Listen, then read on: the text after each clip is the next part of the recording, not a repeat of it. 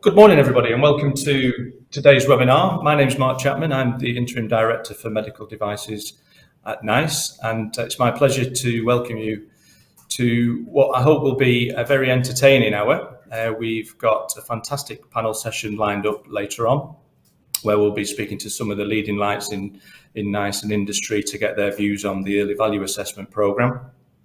But I hope you're all surviving. BT and Virgin apparently are struggling with the internet, which is basically just an excuse to enjoy the sun in your back garden for most people there in that regard. But for those of you that have joined us, I'd encourage you to participate as best you can with questions. If you are able to make yourself known as the questioner, that's going to be really helpful, because unfortunately, we're not going to be able to get through all of them, but we would like to, where appropriate, follow up with the individuals who've got good ideas, concerns, or indeed are willing to help us on this journey as we embark upon some very exciting times for NICE in the field of medical technology.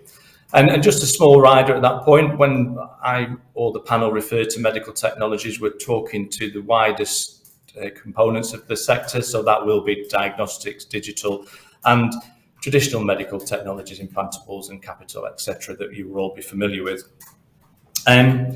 Before we get into the meat of the session, I just want to give you an overview of NICE's priorities, how we've got here, and where we're going to. So many of you will have read this document, which outlined NICE's strategy over the next 5 years. So our direction has been set, and by popular consensus and feedback, this has mirrored those individuals and organisations that have participated and helped shape this strategy. And as it states there, this is clearly a golden age, and the innovation that we'll be seeing will be extremely beneficial to patients and the system alike, and as well as industry and participating colleagues in and around the field. Next slide, please. When we've been engaging with our stakeholders, some but not all are illustrated there in the middle column. What we heard was we need a topic selection that has to be aligned to system needs. We need to cover all of the relevant technology, which is a big undertaking in of itself. The content needs to be more up to date, and the information needs to be in a more accessible format to the front line.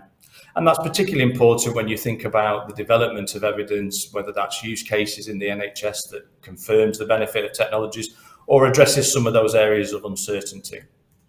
And as was NICE's guiding principle from its conception, more needs to be done to address the unwarranted variation in care. Next slide, please. So we are undertaking quite a transformational change, both with some of the outward-looking guidance and products that NICE produce and internally with the way that we go about some of those programs.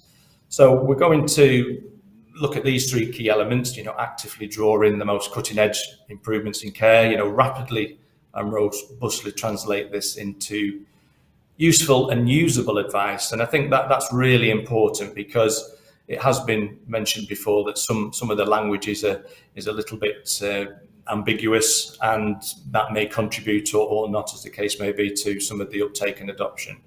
And then ultimately we want to purposefully influence that adoption to deliver the best possible care for the patients within the NHS and other systems that may actually draw upon the guidance that NICE produce. Next slide, please. So, acknowledging that we do a broad range of activities within NICE, and we have reflected and also acknowledged that we can't do everything every day. So our priorities have been focused in these 4 areas for the coming financial year.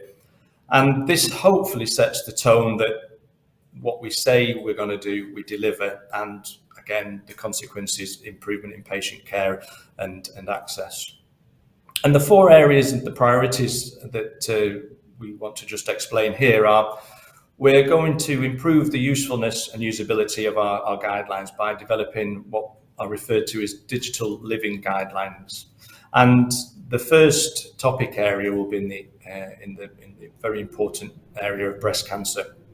And so what you'll see is a different front end to that. We're going to move away from the traditional 5-year updates or whatever the time frequency was, the PDF printable copies that may ultimately end up just propping up a wobbly desk, to things that are meaningful and alive and will be addressing the care recommendations with the up-to-date advice and guidance that is available at any given moment in time.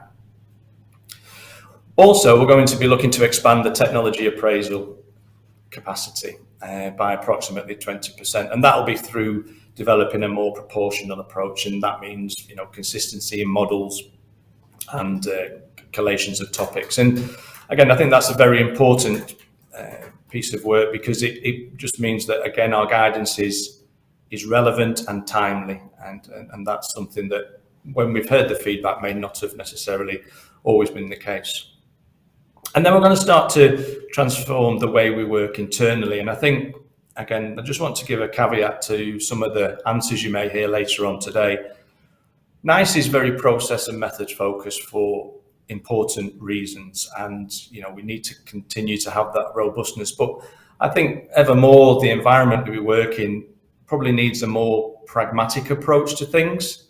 So get used to us saying we haven't got all the answers, and get comfortable with that, because if we can work through some of these things, both from an internal change program, but also from an external set of programs that we'll be working with you all alongside, then we can resolve some of the challenges that we encounter. It'll be more dynamic, and then ultimately the outputs will be more meaningful and more rich for that. And that leads us, I hope, nicely onto where we have today's topic of discussion, and that is the early value assessment. And that's about providing quicker assessments of technology that shows the most promise, and that will be in the area of medical devices, digital and diagnostics. And I think what is also worth emphasising here is NICE's commitment to the medical technology sector, both for stakeholders, industries, patients and clinicians alike. What this will help us do as we learn our way through these early assessments that Sarah will come on to explain shortly, will hopefully set the foundation for a very flourishing and rewarding output for the system in the field of medical technologies. And with that, I'd like to introduce Sarah Byron, who's the Programme Director for Devices, Digital and Diagnostics. And Sarah, we look forward to you giving us our baseline in insights and knowledge from which the audience will be able to ask some, I hope, thought-provoking and probing questions. Over to you, Sarah. Thank you. Thanks, Mark. Good morning, everyone. As Mark said, I'm Programme Director for Devices, Diagnostics and Digital, and I was just going to present a few slides just providing a bit more detail on what we mean by early value assessment within our guidance programmes. As Mark mentioned, this is what we're looking at, is actually drawing in, having a pull into NICE approach to technologies that we think address national unmet need, and looking at how we can do quicker assessments of those as well. Next slide, please.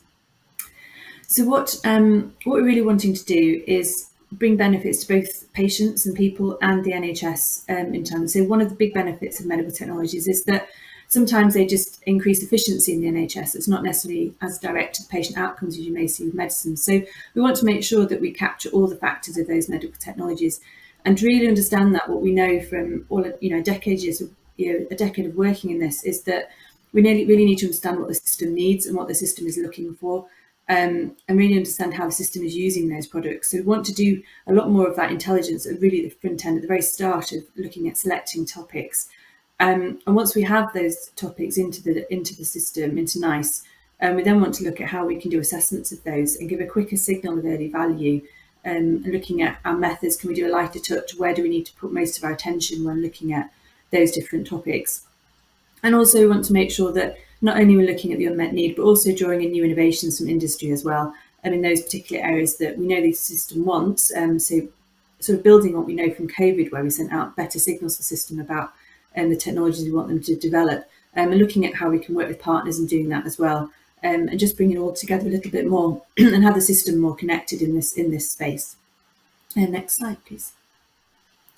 So what we're looking to do is, in order to really understand the early value assessment, we're running 10 pilots this year within NICE with this business year.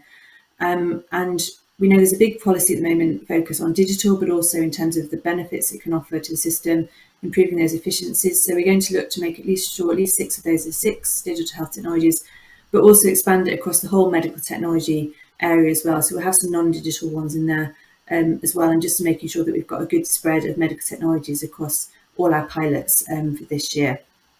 Next slide, please. So some of you may be familiar with our current approach to guidance. So operationally, what does this really mean when we say about quicker value? What are we looking to do? So you'll see in the top, there's our current approach of where we select a topic, we really understand how it fits in the system, understand the population that's used in, the outcomes, etc., before going into an evaluation, and then develop guidance on it. And it's at that point at the end that we might say, actually, we need some more evidence here to know whether it's effective or not. And so we make our recommendations at the end of guidance development. But this is quite a long process. And also we think we know it's scoping for quite a few where we might be able to identify those evidence gaps a lot earlier. So rather than taking some of these technologies that we know the NHS are interested in, we want to be able to make those decisions a bit earlier. So we want to, at the start of it, have really good intelligence, as I said, in the selection, those topics. But after scoping, look at which technologies we think actually we could make a reasonable decision here that needs more evidence. And so put it off into the system to get that evidence a bit earlier on, halfway through our process, collect that evidence and then bring it back in at the end after that evidence has been generated to do the full evaluation for guidance development, making a sort of a longer decision then on the longer term implementation of the technology. And through that early value assessment, at that point in the middle, we would make recommendations there about using it while collecting evidence, real world evidence, and generating that the necessary studies, etc., that we need to see. And I think that's also the one thing that looking at in early value assessment is, where do we have sufficient evidence to say, actually, this can be used, it's looking promising, but we want to generate evidence at the same time. And that's also what we're looking to do if we can make that decision a bit earlier on during early value assessment. And as part of those recommendations, you'll hear from some of the questions that we're also going to develop an evidence generation plan. So to articulate the evidence that we're looking for in terms of the framework or the population or the indication, some of the things that we learn through going through this process and engaging with the clinical experts, as well as our committee and all our health technology assessment experts as well, providing a more comprehensive information pack for the system and for companies as well, about what we're looking for and what this needs to happen in order to see if we can use this technology and if it is indeed clinically and cost effective. And next slide, please. So on this, in terms of benefits, what benefits does it offer? We've covered some already, but we really think the speed at which we can do this, the quicker signal will be really useful to the NHS. So particularly as everyone knows, the NHS is under enormous pressure at the moment. It's looking for ways of being more efficient. Can we get people home in a safe way quicker?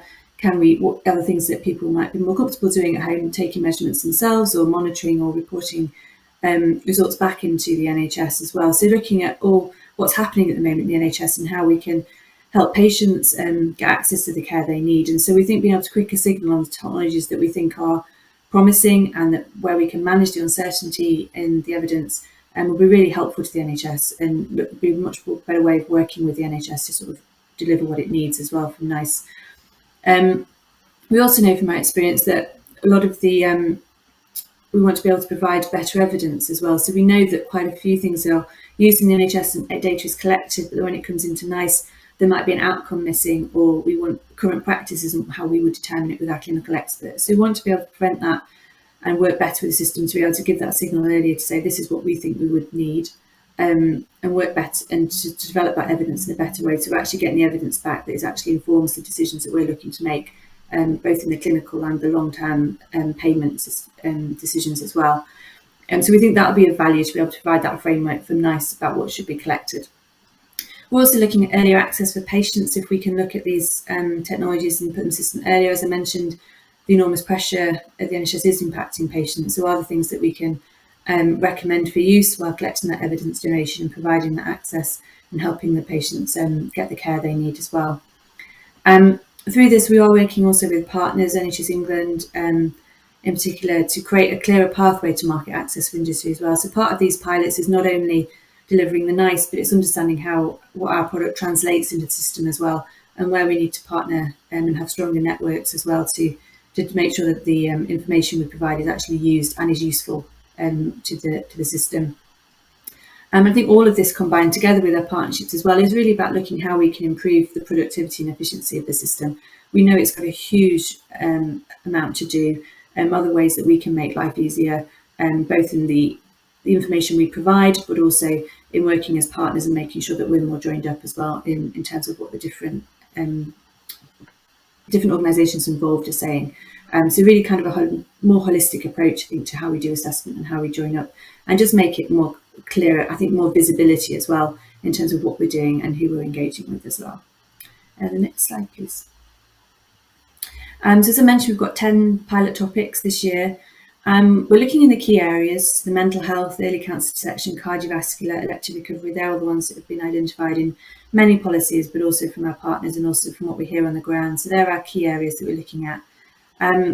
We're looking at making sure we've got, as I said, different types of technology spread as well, so we can really stress test our methods and processes, and look at different use cases as well. So we want to look at technologies that are predicting risks, things that are causing, making diagnostic efficiencies, treatments, actually diagnosing patients. So trying to make sure we've got a pretty good spread of different technology types so that we can connect with our audiences that are interested, but also we can show and learn the lessons that might be needed from the different types of technology we see through our programmes.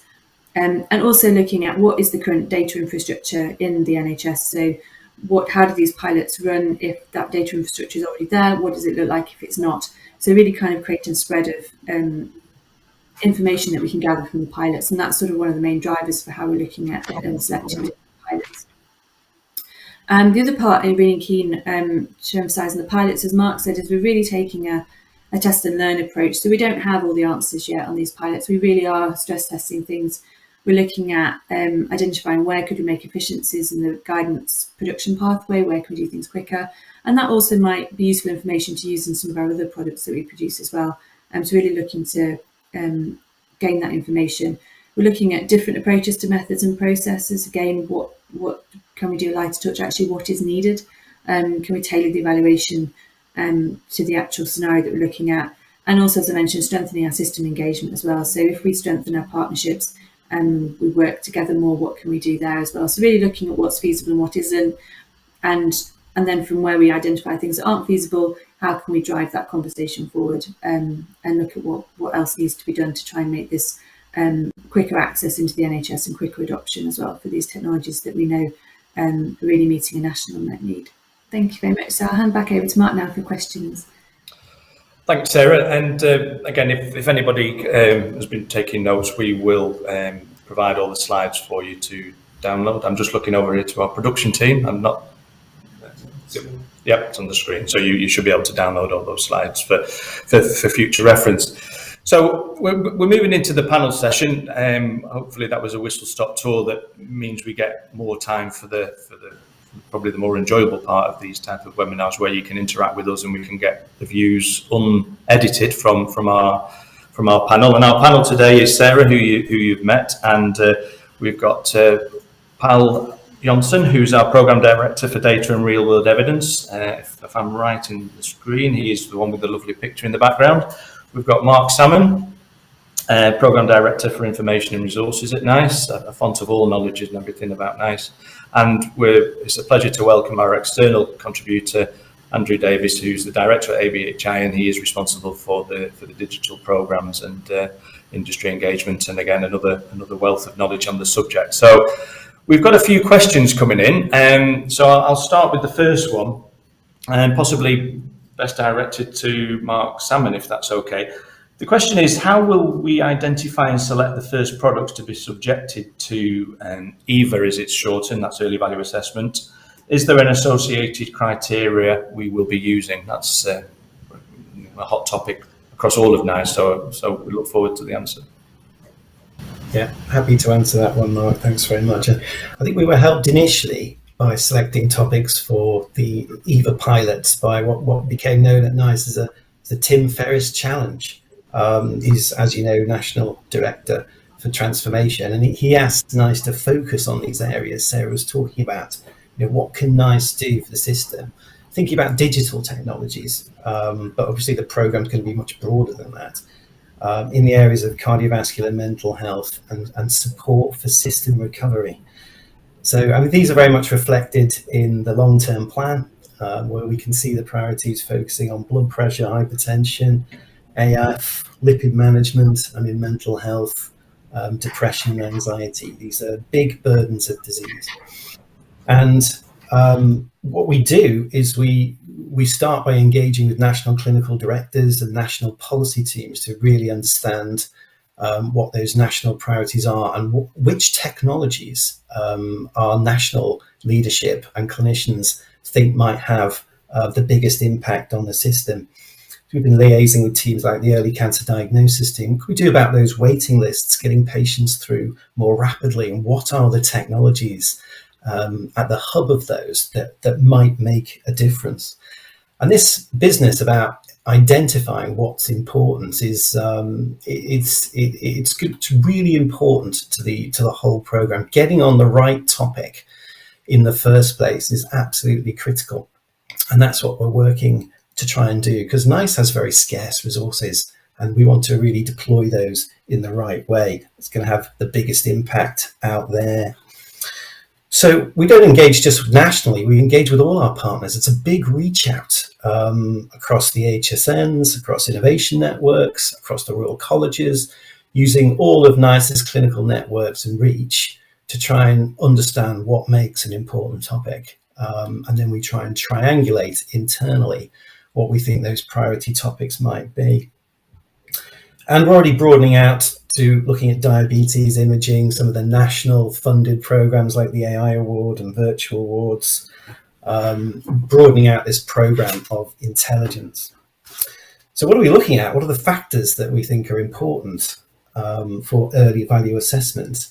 Well, topics need to have appropriate regulatory approval by the MHRA. So that's CE marking, CA marking process. That's really important to us.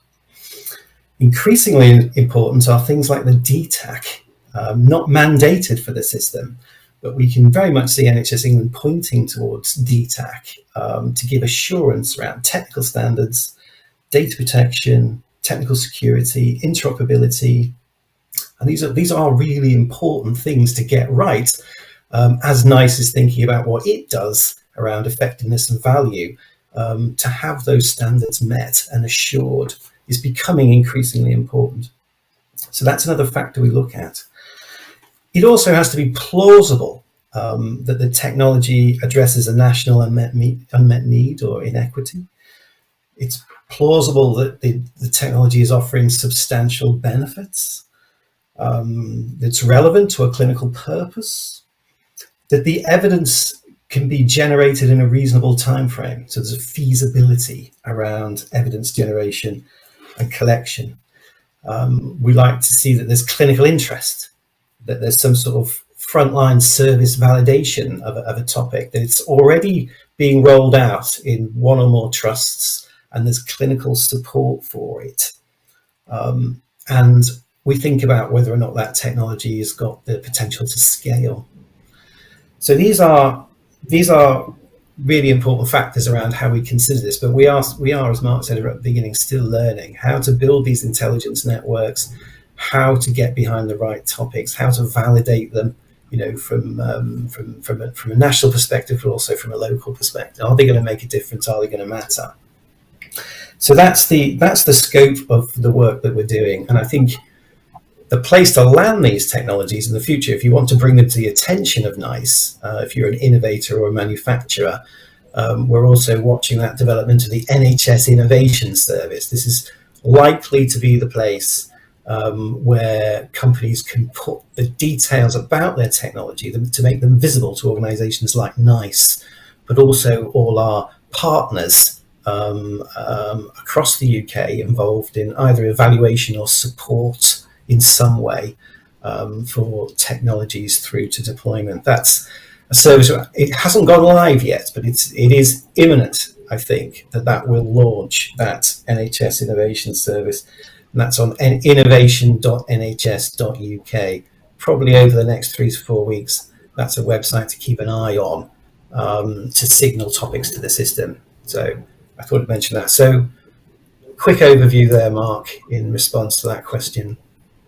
No, excellent. Very comprehensive overview. So again, for the audience there, some great insights. We've had another question that's come through, and as I'm quite new to NICE, I can imagine me asking this question in my former role.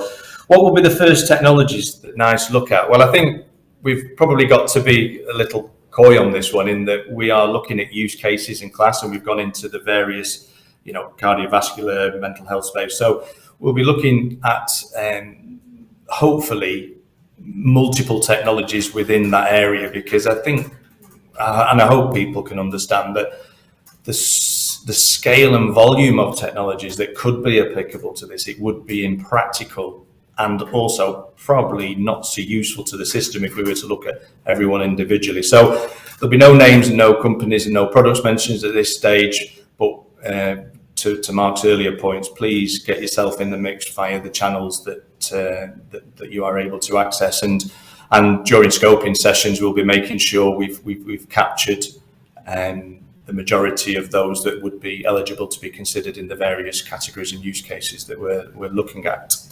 Another question that's come through, and Andrew, if you don't mind, I'll bring you in on this one. How could this early value assessment approach help to transform healthcare and the lives of patients in the future, and how has it been received by your industry members at this early stage? Yeah, thanks, Mark. Sarah really touched on this in her presentation, where she mentioned about a clearer pathway to market access. I think that's really important for industry, not just about the clarity, but about the speed of the access as well. And if we have faster access for innovations in the market, access to possibly life-changing technologies that will enhance their lives, improve outcomes faster, the system will recognize any efficiency benefits faster, and of course industry build their market presence faster. So that really is quite critical to the whole process. And at a macro level as well, if we have these processes working slickly in the UK, it really helps make the UK a better destination for innovators to bring their products as one of their launch markets. And we from that we get a cyclical improvement. People bring their innovations, see it go through a clear, transparent, robust process, get an outcome. It encourages further innovation. So I think there's a potential benefit here for patients, the system, and industry. Our industry, have they got any concerns at this early stage? Because it's always the case on webinars like this that we want to come across as very positive about all these things. But I think it's also in NICE's DNA, and going forward, we want to make sure that we don't fall into some of the traps that we may have done in the past, or that others have foreseen that we haven't yet. So is there any notes of cautions at this early stage that you may think will help guide us to success? I think there's a few areas that need to be looked at. I think some of them are internal to NICE. So it's a question, we've talked about be chosen and why, but there's the question of how many, what's the capacity in NICE? Because if this, we hope this program proves to be successful, everyone will want a piece of it. So what's the capacity? How we can be able to scale up the program itself? Outside of NICE, how does this fit in the wider ecosystem of innovation adoption? So how does it fit into the signals to the commissioners, and how does it fit into reimbursement and funding pathways? I think it needs to be part of a much wider process. I think for me and industry, those are two of the bigger questions. Excellent. And I think some watch outs, some of which we hadn't. And on the subject of capacity, I think colleagues in NICE will think, if everybody wants to benefit from EVA, the capacity will be forthcoming. So I think the in between the line statement there, it's about making this a success, so people will want to benefit from this, and the rest will follow adoption. And I hope through the reimbursement programs, through our colleagues at NHS England that are thinking about this on our behalf as the system. Well, one thing that struck me since I've joined NICE is the amount of good work that goes on behind the scenes that possibly isn't acknowledged sometimes by the industry members. And again, I probably draw on some of my earlier career on this. But one of the questions that's come through, evidence generation, it's busy in the healthcare environment. What sort of support is available to help the innovators? What sort of data platforms are available? And what's NICE's committee's appetite for accepting different types of data, because this is going to be treading new ground. And clearly, Pal, you're the expert in this area. And for those of you that don't know, if there's anything evidence and data that you ever need to know, Pal's the man. He's a brain box. So, Pal, not setting you up for a fall with that introduction, can you just give us a flavour of how you feel those evidence needs, demands, and interpretations will be achieved, or indeed just give us some temperance and we can just manage expectations? Yeah, thanks, Mark. Yeah, I mean, it's evidence nowadays is a fast-moving field, really. But NICE has been in the business of developing evidence-based guidance for a really long time, as everyone knows. So we have the expertise in-house to a large extent, although there are some challenges related to the sort of real-world evidence and how we incorporate better and broader data in our guidance. But essentially, I think we have a number of products available to us that will be interest to those who are at the moment developing evidence base for new technologies that could come under the early value assessment program. So I just want to flag a couple of those. So first one is the evidence standards framework. And this is specifically developed for digital health technologies, and the framework was developed with NHS England. And the aim essentially of the evidence standards framework is to make it easier for innovators and commissioners to understand, as you said, Mark, what good levels of evidence look like, and specifically for digital health technologies. And the evidence standards framework provides advice to innovators about how NICE and the NHS more broadly make their decisions about technologies, and specifically the sort of level of evidence that they will be expected to produce for different types of digital health technologies. So we acknowledge that it's not one size fits all. Certain technologies will need deeper and more robust evidence than others, depending on the risk of deploying those technologies. So essentially, the standard effectively relates to both clinical effectiveness and also the sort of economic impact of the technology. So that's a really good starting point for people in this field to look at. And then I want to plug one of the latest products that we've launched. So this is the NICE's real-world evidence framework. So the scope of the real-world evidence framework, in contrast with the evidence standards framework, is that the real-world evidence framework covers all types of technologies. So essentially, we want to aim to improve how we use, as I said, broader types of evidence in our guidance. And we want to do that in the framework by identifying when we can use real-world data to reduce the uncertainties that we see when we assess our products. And by doing that, improving our guidance.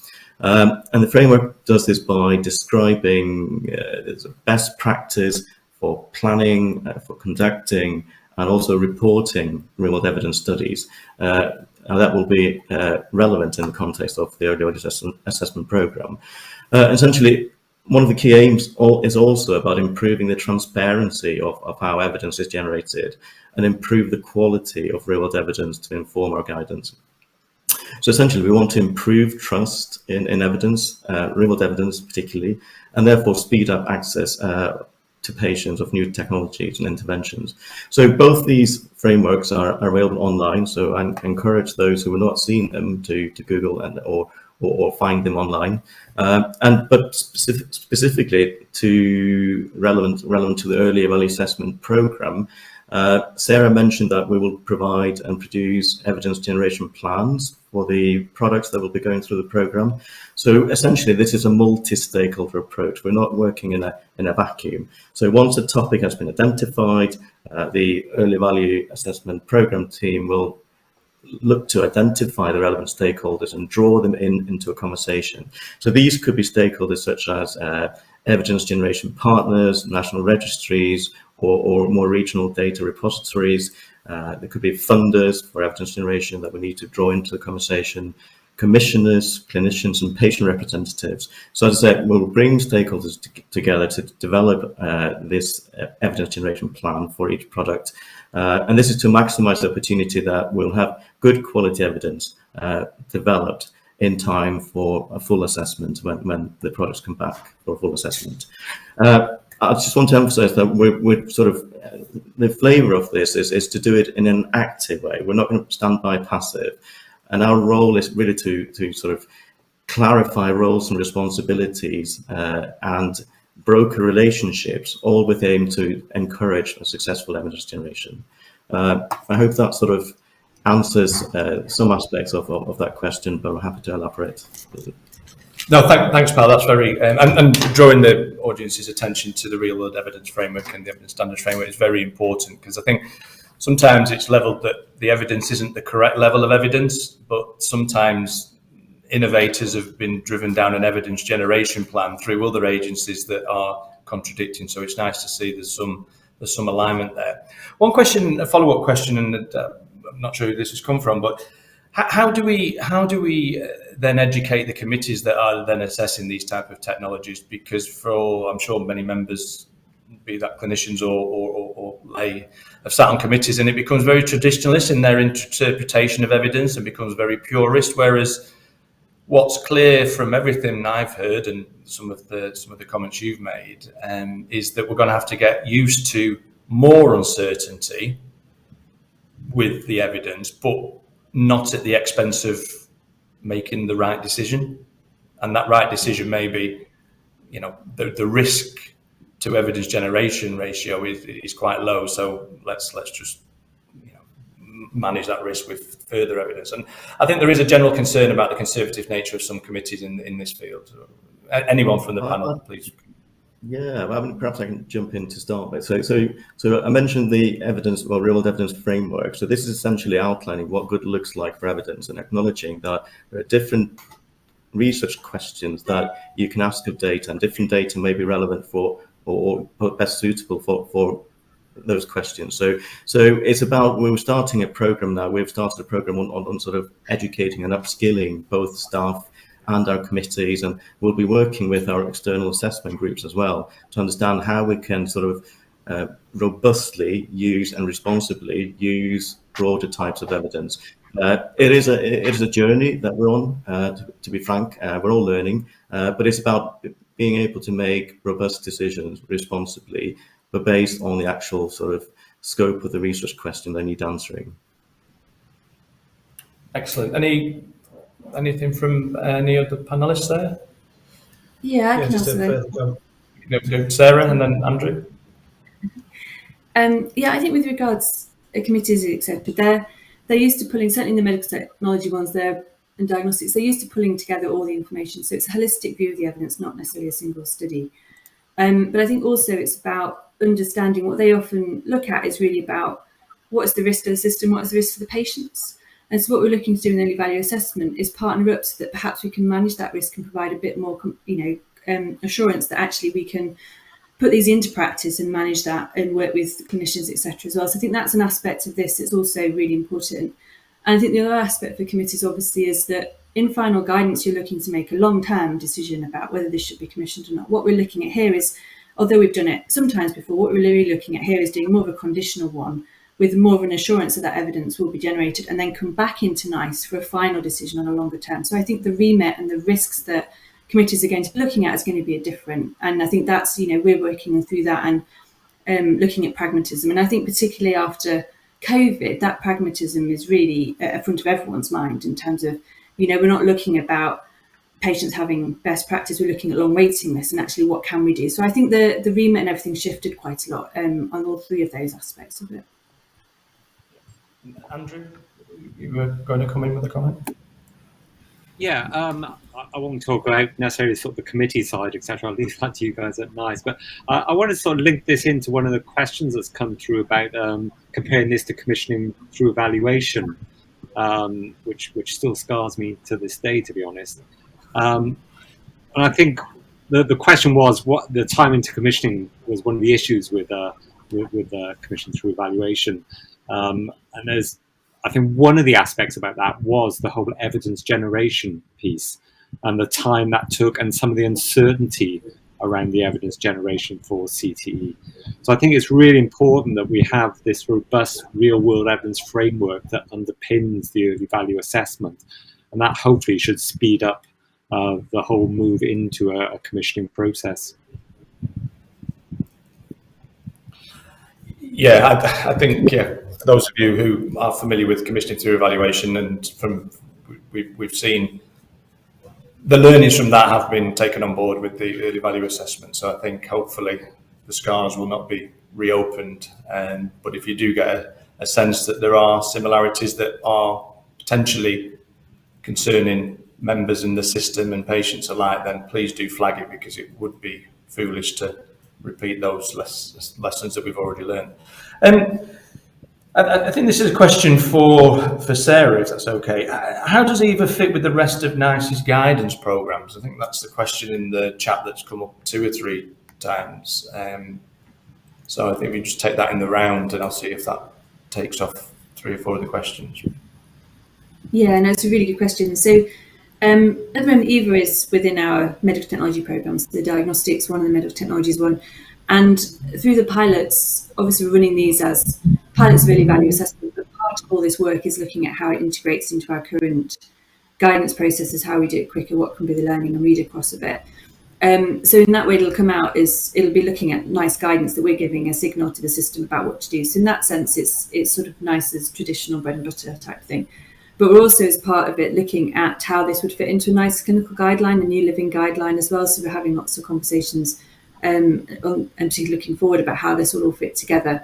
So I think in terms of the early value assessment, we're really looking at giving a conditional recommendation out of the system. And we have various aspects of NICE that already do that. You've got the managed access in drugs, and also we've done it ourselves before, but after a much longer process. So I think through the pilots, we're looking at, does it integrate into our current guidance? We're looking at multiples in a class, so we want to make sure that it's speedy and it's fair to all of those and agile. But we're also really open-minded in many ways. I think actually, should it be something that sits alone? Should it be separate? So at the moment, we're looking at how it integrates, because we're familiar with that, and we're looking at stress testing, lots of things. But I think at the end of that, we realise that actually, no, this needs to be, in order to deliver on its agility and its speed, this needs to be something separate, and that's also something we're open to. So I think it's a question of, we've got a good idea, but I think we've also got a lot of questions to answer on that one.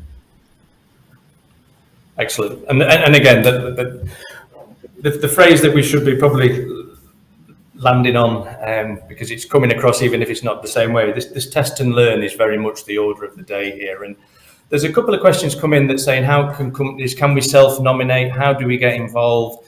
So the questions are encouraging to people's appetite for this, but it possibly may also be confusing to how they're historically used to dealing with NICE. We've had Health Tech Connect, we've had self-nomination through the IP program, we've had come in and have a chat, and we'll see whether it fits MTG, and well, maybe that's a MIB. So I think we need to admit there is a slight confusion. So to get EVA off on the right foot, even within the pilots but post-pilot, just what is the best direction for companies and clinicians alike? Because we want the system to be, there's a lot of good stuff in the system that hasn't been given NICE's attention, which we perhaps need to anoint for the greater good of the system as a whole. So I'll come back to Mark on that one. I know you mentioned the innovation service, but are there other routes? Well, I think there are, but I think the innovation service is the right route going forward, and I think that's why I was proposing that. And I think as a system, we should try and make that work. We're sitting around the table there with all of our national partners across England, Scotland, and Wales, the NIHR, the supply chain. It's a fantastic idea which is built out from the concept of Health Tech Connect, which we developed at NICE, and that's been relatively successful in feeding our work programs as a sort of single source of topics for the system. So that's going to close in favour of the new NHS Innovation Service. We're going to wind that service down over the next year. People who are on Health Tech Connect get the same support. There's nothing they're not losing out by not signing up to the NHS Innovation Service, because the same team is managing both systems now, so can see all the topics in there. So we're going to phase Health Tech Connect out, but use all of the learning and the intelligence that we got from building a system like that, which is truly collaborative. Nice being able to talk to partners in Scotland and Wales about technologies is a good thing. Nice to be able to talk to supply chain directly with AHSNs about topics coming through and how the best way to get them through procurement. These are good things. These are sort of silo busting, relationship building systems, which I think is a good way to go. So in order to make that work, I think, yes, absolutely, the Innovation Service is a sort of one-stop shop for advice and information. And I think I'm going to be working to make that work anyway over the next 6 months to a year as it takes off. Thanks, Mark. I told the audience that you're a font of knowledge, and in the spirit of making the Innovation Service work, I think for all the audience and people that are participating in that portal and getting the communication, we'd value your feedback, because if you don't feel it's working, the ACC and as part of the Innovation Service, they want to learn from this. It's not sometimes a black hole, we think of these things, but we've got to make these things work. So let's not focus on why it doesn't work. Let's work on the solution statement to improve it, because some of us will have to feel a bit of pain in the first instance for others to benefit when we get it right further down. We've talked a lot about process, methods, how do we get in, reimbursement, all this, and we've missed the elephant in the room, which is why we are all here. And this is a question to all the panelists.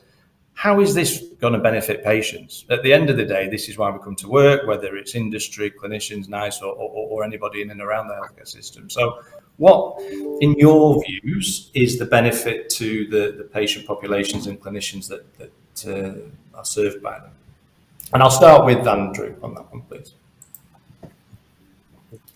Sure. I mean, I touched on it earlier about bringing innovation to patients faster, which of course is a benefit to them.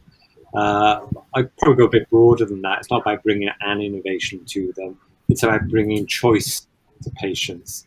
So they can choose a technology and approach and intervention that, in conjunction with their healthcare professional, that is most suitable for them, both from a clinical, a social, work point of view.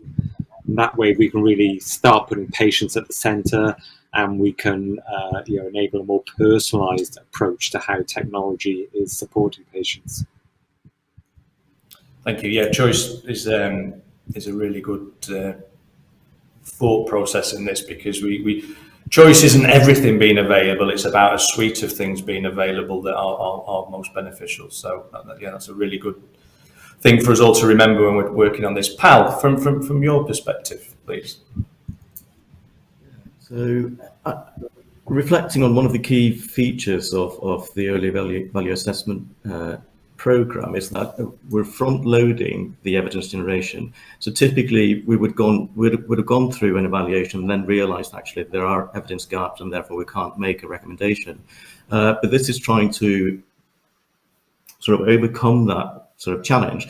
So by front loading appropriate evidence generation early on, I would think we're more likely to be successful going through the evaluation when the product goes through the evaluation, and that then means we have an earlier access to pay for patients with new technologies naturally. And I think also there's a lot of new sort of innovative features in the digital health tech space.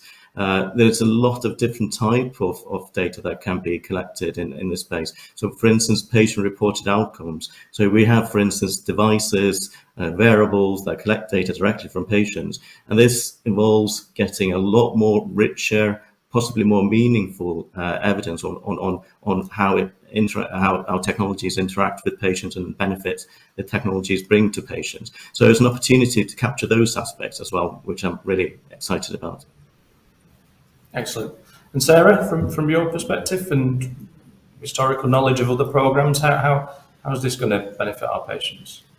Yeah, I think obviously everything that's been said in terms of quicker access, but I think one of my real aspirations as well is a way to strengthen the patient voice. So particularly in medical technologies, there's a lot of factors in terms of usability. So, sometimes people using these want to know how noisy it is. Or one of the things we heard from the diabetes pumps many years ago was that the fact that it had an alarm meant that the parent could sleep even if the child has got diabetes. So I think there's lots of aspects in here that be able to get data from the real world and understanding how these technologies actually use, how do patients engage with it? If they're, we know there's a lot of digital apps now, how do people actually engage with those? If they're given a course of therapy on an app, do they consistently engage with it, or does it drop out? We know there's a lot of inequity in access to digital as well. So are there aspects there that we could learn, that we pick up? Does it actually work for everyone? Do we need to put in different measures in the system to make sure that people are getting the care they need? So I think actually there's a whole range of information that we could get that really strengthens our evaluations. I think in medical technology, there's a cost effectiveness part, but there's this whole other aspect to it that we see in committee a lot, and I think it's really useful to get more information on that and evidence. And I think that would really benefit patients in terms of the options and choice that they're provided with, I think. So that's sort of the real aspiration for it as well. Yeah, a very worthwhile on human factors and usability, the things that you can't capture in a traditional measure but are so valuable. It's almost consumer testing, isn't it, which magazine style. And Mark, final word on this particular question to yourself. Yeah, I think just for me, just listening to that conversation, it's just emphasising the need to get charities and patient groups involved at a very early stage when we're thinking about topic intelligence and what really matters. Really understand that impact of the technology in a broad sense. So making sure that our engagement captures that, because it's all about, at the end of the day, picking the topics that really matter to patients and that are going to make the greatest difference, the greatest impact. So that's something we'll be doing too. Okay. Just sweeping up some of the themes in the questions that have come from the audience, and it sort of ties into can they get involved in the process, and I hope it's been clear that the best route is to start with the innovation service. But there's could you give us a bit of a steer on this and that and the other? But I think it's important to note there is the Office for Market Access. Obviously, the Office for Digital Health has been out there working with companies and doing some segmenting of where they sit in, and the NICE scientific advice. So I think I would encourage you to just speak to NICE scientific advice or the Office for Market Access if you think you've got a technology anyway, because whilst we're focusing on EVA today, there are a suite of guidances and support that NICE can give to ensure patients get access to some of these innovations. And sometimes saying we can't help is as important as saying we can help, because it means you're not chasing a path that is not available to you. So please look at all of the other options and points of contact that you can do through NICE. Just coming on to the couple of final questions. This one's probably for all the panel again as well. We all seem to agree that this is a good way forward in terms of driving innovation into the hands of practitioners. However, what challenges do you see on the horizon, and what will success look like? That we in that question suggests it may have come from one of our colleagues internally tonight. So we'll imagine it's an external question in that regard, and we're all one big happy family working on this. So I'll start with Pal on that one. So what challenges do you think we see on the horizon, and what will success look like? Yeah, I don't want to sound negative, but there's of course challenges when you start to develop a new program, a new way of working. But when we're looking at evidence generation, so evidence doesn't just appear out of a vacuum. So developing a good evidence base takes both time and costs money. So those are some of the challenges that we need to look at and understand how we can overcome. But also, I think on the more positive side of things, I think this requires an expertise in developing and analysing this type of data. And there are opportunities for NICE to bring that expertise to the table, and we'll actively do that. There's also, I think, opportunities to bring systems partners together to develop a compelling case for these really exciting, innovative technologies by setting out what a good evidence base looks like prospectively, as I mentioned before, and really maximise the chances that supportive evidence base is generated in a timely manner before the technologies are implemented. And that, again, as I said before, has an impact on access to patients, which is a positive thing. Great, thanks for that, pal. Just on the subject of front-loading evidence and that, I think there's a message there for innovators in regards to just check your evidence plan upstream of product launch, because you might be able to intervene and get the answers you need just by adding a particular question in your clinical study form. So please be mindful of that, because that's probably the easier route than doing it post-launch or in one of these. And I think that's why I haven't got as much hair as some of you on the call, because that's been possibly a tact I've been saying for many years in my former organisation, as have many others. So Sarah, coming on to you, being right in the middle of the guidance development for other programmes, but being leading on this, what do you see as the challenges on the horizon, and in your mind, what does success look like, building on your former answer, possibly previous answer? Yeah, I think I think in terms of, some operational challenges, I think in terms of how NICES improves its agility and how we respond in terms of how we produce outputs, how we present our information. So I think there's some challenges in making all that happen, I think, on the operational side. I think also just on the bigger picture, there is how do we manage change? So a lot of things are fast paced, the system itself is moving. We're developing a product that needs to dock in and translate. How do we manage all of that? How do we make sure we're championing the right innovations, and then another one comes along? So I think there's lots of thinking to do and lots of design work in terms of how we make sure that all manages on top of. And I think the other aspects of it is, as everyone will know, is we need each component of the pathway to work, and that involves all our partners working in that lane. I think linking all of that up, and also things that we are working through at the moment, system things like information governance. There are lots of things that we need to resolve and sort, but I think one of the benefits of Viva is that we can articulate those challenges. We've got a clearer pathway to say, if we can change this, this can happen. And I think that's the bit that will be really beneficial for Viva when we work through the technologies and running these pilots as well. We will see what is feasible and what isn't, and what would an ideal system look like. So I think that's sort of really aspirational, but really hopeful as well in terms of we can make sure those challenges. And I think the other aspect that I think will be challenging is the capacity for adoption as well. We know the NHS is under pressure. Some of these technologies take quite a lot of resource to implement. So I think, again, partnering up with the AHSNs, the relevant ICS and ICBs to make that happen. But obviously, this is all work that needs to be resolved. So I think there's challenges in there, but I think it's looking positive that hopefully we can make steps in the right direction and push things forward, as well as working together with all the partners involved in this. Thank you, Sarah. Mark, similar question, challenges and success.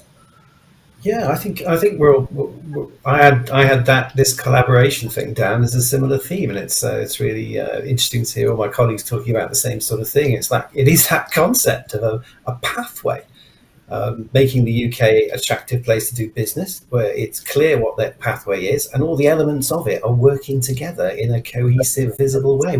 We don't have that at the minute. And NICE is not going to be successful in any kind of isolation. This is only going to work from beginning to end if everyone plays their part, all those national agencies, right the way through from topic identification to support for adoption. And we've got to think more like a pathway. And I think that's a great challenge and also a fantastic opportunity. Thank you.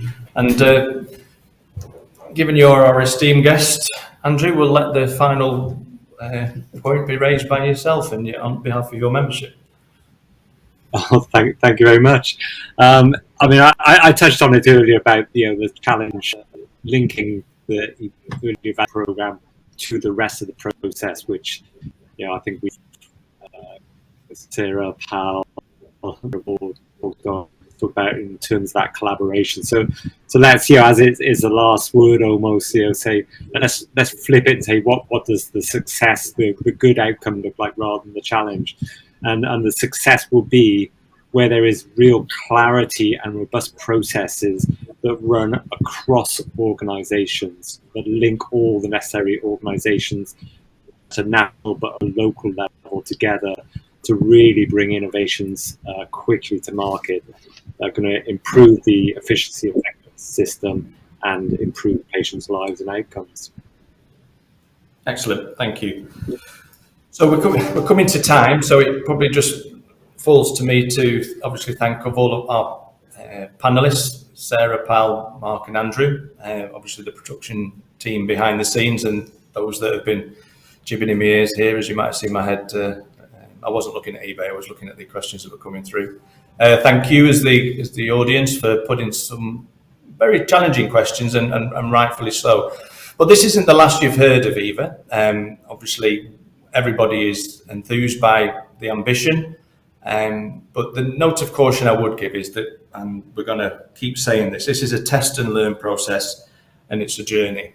So if you are able to support us on this, I think it will be mutually beneficial. And as summed up by Mark there, this is about partnership. This is about us all working together. This is about honesty as well, because if we're honest with each other on this journey, some of that will mean that we can't do certain things, and it may mean we have to go faster in other areas or compromise in certain things, because what is paramount in the delivery of the EVA is that we deliver innovation to the system that gets to the patients appropriately, improves patient care, and ultimately provides that choice that patients are ever more demanding in an NHS that is struggling a little bit with the capacity and the associated resources. And hopefully when we get this nailed, if that's the right phrase, then this will go a long way to supporting the change in the system. So thank you for your attention this morning and now this afternoon. I wish you a happy afternoon. I hope you are able to enjoy the sun safely. And as part of the government guidelines, one of them was turn your central heating off. And as a northerner, I'd done that in January anyway. So enjoy the rest of your day, and I look forward to more engaging forums on this subject in the future. Thank you.